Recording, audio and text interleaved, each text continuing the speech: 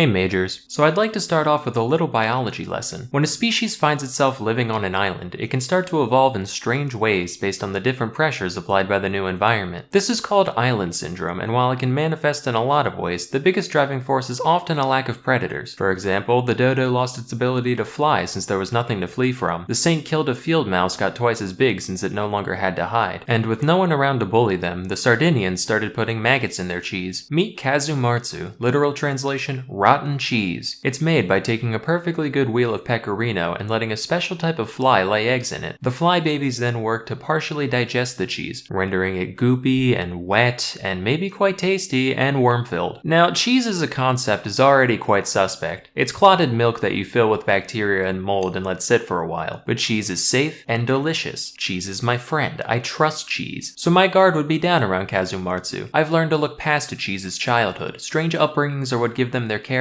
But it turns out, those maggots are still alive, and if you don't chew well enough, they can cause enteric myiasis, which is a fancy term for fly larvae living in your intestines. Symptoms are similar to food poisoning, except with the added psychic pain of knowing that, again, your bowels are full of squiggly new friends. It's for this reason that Kazumartsu is banned in the EU and elsewhere. A black market still exists, which is wild, and it's not a small one. In 2019, the illicit Kazumartsu trade was estimated to be worth 2 to 3 million euros annually. Personally, I would just do it prohibition style, like definitely don't put these fly eggs on this sumptuous wheel of pecorino. But if you do, you absolutely shouldn't keep it warm and damp for a week. But although it's traditional to leave the larvae alive when you eat your mag and cheese, some consumers still prefer them dead, shockingly. In that case, one puts the cheese in a sealed bag, and when the maggots run out of oxygen, they writhe around and fling themselves all over the place. This is heard as a distinct pitter-patter against the walls of the bag, and when the sound stops, the contents are ready to eat, like popcorn. Shark fin soup is one most of us have heard about already, mostly in reference to its effect on shark populations and the wastefulness that goes into making it. Until recently though, I never looked into the nature of the dish itself. I figured, right, the fins are just the only part of the shark worth eating. Big whoop, it's probably not much different from like swordfish. Apparently though, I had it backwards. Shark fins aren't even meat. They're made almost entirely of cartilage and collagen. They are the last part we should be eating. That's why it's only made into soup, because without being soaked in broth, it has zero flavor or nutritional value on its own. Their only redeeming quality is their unique mouthfeel due to how stringily the collagen grows, in structures called ceratotrichia. The texture has been described as somewhere between chewy and crunchy, which I find describes most things, actually. Other adjectives present on Wikipedia include snappy, gelatinous, and sinewy. The exact sensation of eating this substance remains a mystery to me, and the unintended side effect of all this research is that I now really want to try it. Like, it's a big trade. I've got to be the one that's wrong. There is imitation shark fin soup available, but I've already decided that it's not nearly as good. So I've come up with a compromise to this controversy. Everyone on Earth gets just one bite. Say there's 10 bites to a fin, 4 fins to a shark, 200 million sharks die, sure, a necessary casualty, but then we can end the practice forever. All done.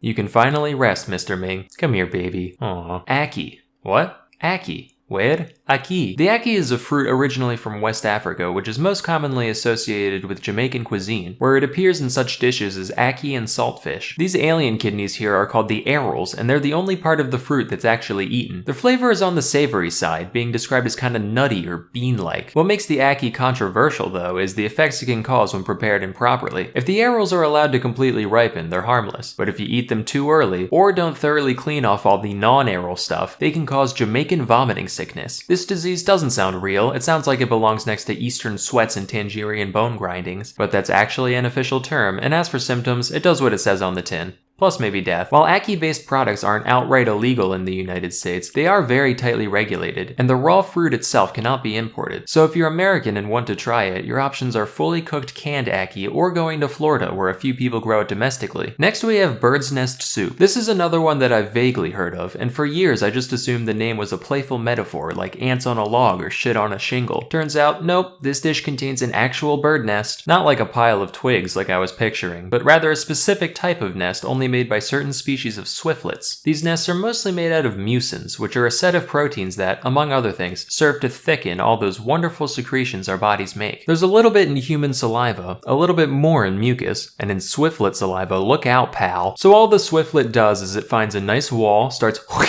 laying out fat strings of slobber, which dry, and eventually she's got a nice place to roost. That is, right up until some gourmand says, Today I crave bird spit.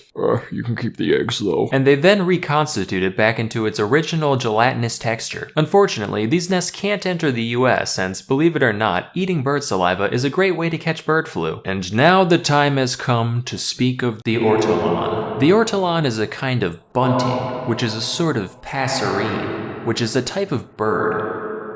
They're birds. Like many animals, they have a long history of being eaten by the French, but what separates the ortolan from your average squab or pheasant is the unique way in which it is prepared and eaten. They're typically caught with nets and kept in the dark, which causes them to overeat for some reason. Once it's about twice as fat, the entire bird is then thrown into a container of brandy, alive, and sealed in. While this serves to marinate the creature, it also drowns in the process, thereby killing one bird with no stones. The ortolan is then roasted, plucked, and presented whole to the consumer, who inserts the carcass into their mouth feet first. As they chew, one hand continues holding the bird's head, while the other picks out the larger bones. This whole ritual is usually performed with a towel or large napkin over one's head. There's a few explanations for the purpose of the towel. Some say it's just there to keep the aromas in, while others say it's there to, quote, shield from God's eyes the shame of such a decadent and disgraceful act. Yeah, this one I'm okay with not trying, actually. Notable fans of this dish include, not joking, Bill Cosby and the guy who invented the lobotomy.